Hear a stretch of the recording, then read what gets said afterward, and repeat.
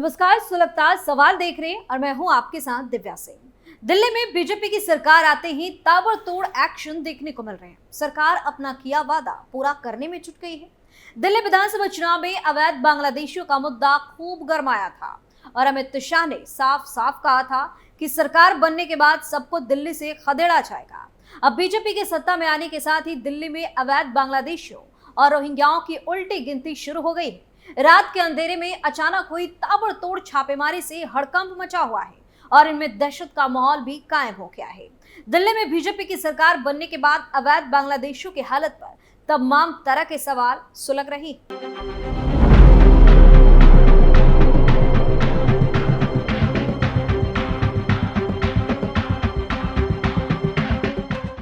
क्या शाह के आदेश पर हुआ बड़ा एक्शन? रात के अंधेरे में ताबड़तोड़ छापेमारी क्यों? कैसे मच गई अवैध बांग्लादेशियों में भगदड़? किसने चलाया संगम बिहार में सर्च ऑपरेशन? इन सवालों ने सियासी पारा हाई कर दिया है और दिल्ली में हलचल भी मचा दी है। दिल्ली में बांग्लादेशी रोहिंग्याओं के खिलाफ कार्रवाई तेज हो गई है। कुछ दिन पहले ही दिल्ली की मुख्यमंत्री रेखा गुप्ता और गृह मंत्री अमित शाह के साथ बैठक में दिल्ली की सुरक्षा व्यवस्था पर चर्चा की गई। इस बैठक में अवैध रूप से रह रहे बांग्लादेशी रोहिंग्याओं के मुद्दे पर गंभीर चिंता जताई गई थी, जिसके बाद रेखा गुप्ता ने इस पर एक्शन लेने की बात भी कही और अब दिल्ली पुलिस संगम बिहार और गिल फॉर्म जैसे इलाकों में संदिग्ध बांग्लादेशी रोहिंग्याओं की पहचान कर रही है। पुलिस अधिकारियों के मुताबिक इन क्षेत्रों में झुग्गियों में रह रहे लोग संदिग्ध पाए जा सकते हैं, जिसको लेकर उनकी पहचान के लिए उनके दस्तावेजों की जांच की जा रही है। दिल्ली पुलिस इन लोगों के वोटर आईडी कार्ड, आधार कार्ड जैसे जरूरी दस्तावेज खंगाल रही है, चेक कर रही है। इसके अलावा पुलिस सोशल मीडिया की जांच भी कर रही है ताकि ये पता चल सके कि इन व्यक्तियों के संपर्क बांग्लादेशी नागरिकों से तो नहीं है। दिल्ली पुलिस संदिग्ध व्यक्तियों के बैंक अकाउंट डिटेल्स भी चेक कर रही है ताकि ये सुनिश्चित किया जा सके कि वे अवैध रूप से दिल्ली में न रह रहे हो। क्या है दिल्ली पुलिस का ऑपरेशन? यह कार्रवाई दिल्ली सरकार और पुलिस की ओर से एक बड़ी पहल मानी जा रही है, जो सुरक्षा व्यवस्था को मजबूत करने के लिए की जा रही है। पुलिस ने इस ऑपरेशन को लेकर पूरी तत्परता दिखाई है और उम्मीद जताई जा रही है कि यह कार्रवाई अवैध प्रवासियों के खिलाफ प्रभावी साबित होगी। बता दें कि इससे पहले दिल्ली के उपराज्यपाल विनय कुमार सक्सेना की तरफ से अवैध रूप से रह रहे बांग्लादेशी रोहिंग्याओं पर एक्शन के लिए दिल्ली पुलिस को आदेश दिए गए थे। इसके बाद दिल्ली के कई अलग अलग इलाकों में दिल्ली पुलिस ने सर्च ऑपरेशन किया था। बैंक अकाउंट की जानकारी क्यों? दरअसल ऐसा इसलिए किया गया है क्योंकि अक्सर देखा जाता है कि दिल्ली में जो भी रोहिंग्या, मुसलमान या फिर बांग्लादेशी अवैध रूप से रह रहे हैं, वो लोग फर्जी वोटर आईडी कार्ड और आधार कार्ड समेत दूसरे दस्तावेज बनवा लेते हैं। दिल्ली पुलिस बैंक अकाउंट और सोशल मीडिया अकाउंट के जरिए उनके डिटेल निकाल रही है। बैंक अकाउंट नंबर से पूरी मनी ट्रेल निकालकर पुलिस ये पता लगा चाहती है कि उनके बैंक अकाउंट से पैसा बांग्लादेश या म्यांमार तो नहीं भेजा गया या फिर वहां से पैसा मंगवाया तो नहीं गया है। क्या मदद करने वालों पर होगी एफआईआर? अब अवैध रूप से रह रहे बांग्लादेशियों की सहायता करने वालों पर ही एफआईआर दर्ज होगी। दिल्ली में अवैध रूप से रह रहे बांग्लादेशियों का पता कर उन्हें वापस बांग्लादेश डिपोर्ट करने का अभियान जोर शोर से शुरू किया गया।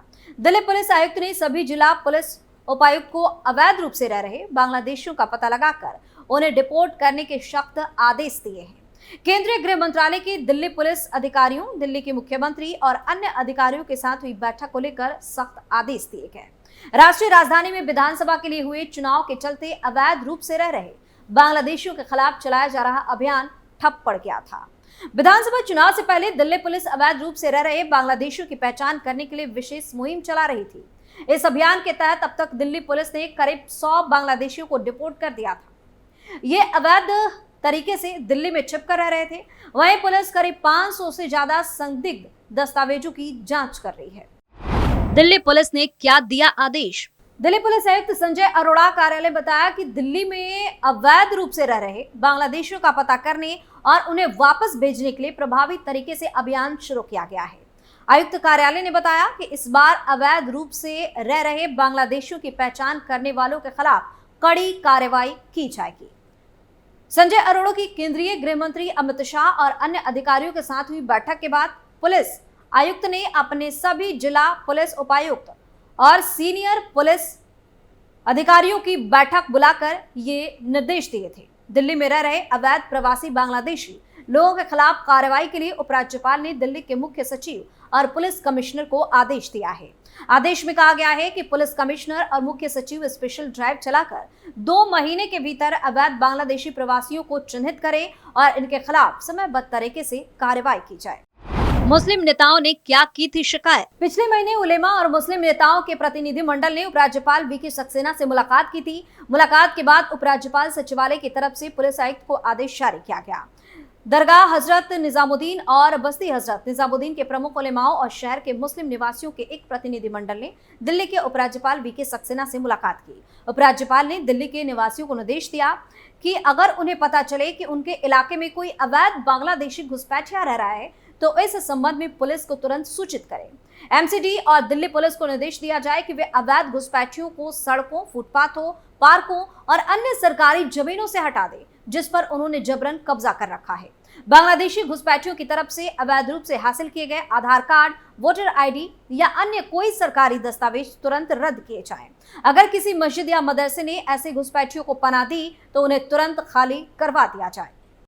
गृह मंत्री ने क्या दिया पुलिस को निर्देश? केंद्रीय गृह मंत्री अमित शाह ने दिल्ली पुलिस को अवैध बांग्लादेशियों और रोहिंग्याओं को भारत में प्रवेश कराने में मदद करने वाले नेटवर्क के खिलाफ कड़ी कार्रवाई करने का निर्देश दिया। उन्होंने कहा कि यह राष्ट्रीय सुरक्षा का मुद्दा है और इससे सख्ती से निपटा जाना चाहिए। राष्ट्रीय राजधानी की कानून व्यवस्था की समीक्षा के लिए एक बैठक की अध्यक्षता करते हुए उन्होंने कहा कि लगातार खराब प्रदर्शन करने वाले पुलिस स्टेशनों और सब डिवीजनों के खिलाफ भी सख्त कार्रवाई की जानी चाहिए। शाह ने कहा कि शहर में अंतर्राज्यीय गिरोहों को बेरहमी से खत्म करना दिल्ली पुलिस की प्राथमिकता होनी चाहिए। उन्होंने कहा कि मादक पदार्थों के मामलों में ऊपर से नीचे और नीचे से ऊपर तक कार्रवाई की जानी चाहिए और ऐसे मादक पदार्थों के नेटवर्क को खत्म किया जाना चाहिए। उन्होंने बैठक में कहा कि बांग्लादेशी और रोहिंग्या घुसपैठियों को देश में घुसने, उनके दस्तावेज बनवाने और यहाँ रहने में मदद करने वाले पूरे नेटवर्क के खिलाफ सख्त कार्रवाई होनी चाहिए। अवैध घुसपैठियों का मुद्दा राष्ट्रीय सुरक्षा से भी जुड़ा है और इसे सख्ती से निपटा जाना चाहिए।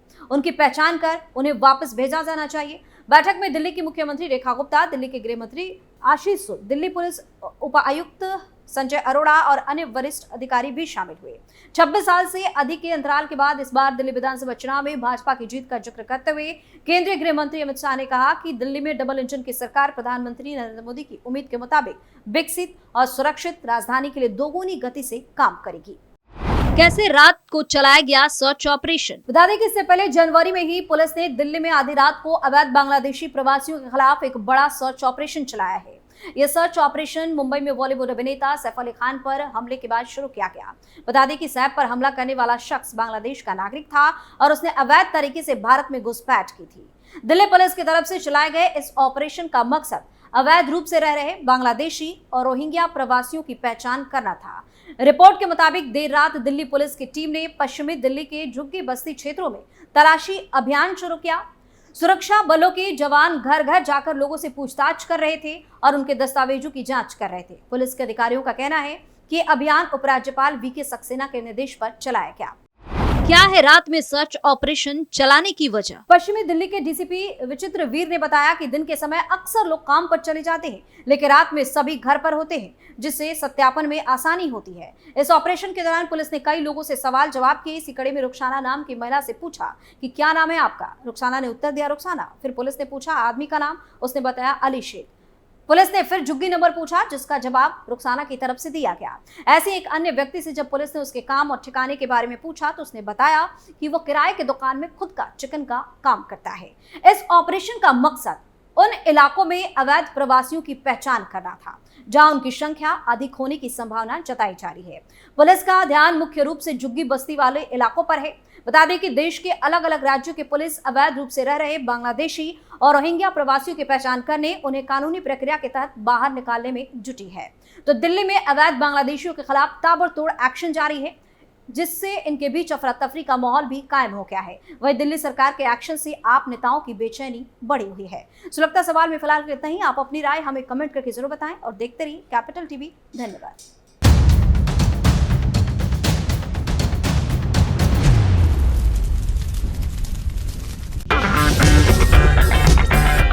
अगर आपको हमारा वीडियो पसंद आया हो तो इसे लाइक करें, हमारे चैनल को सब्सक्राइब करें और हाँ, बेल आइकन दबाना ना भूलें।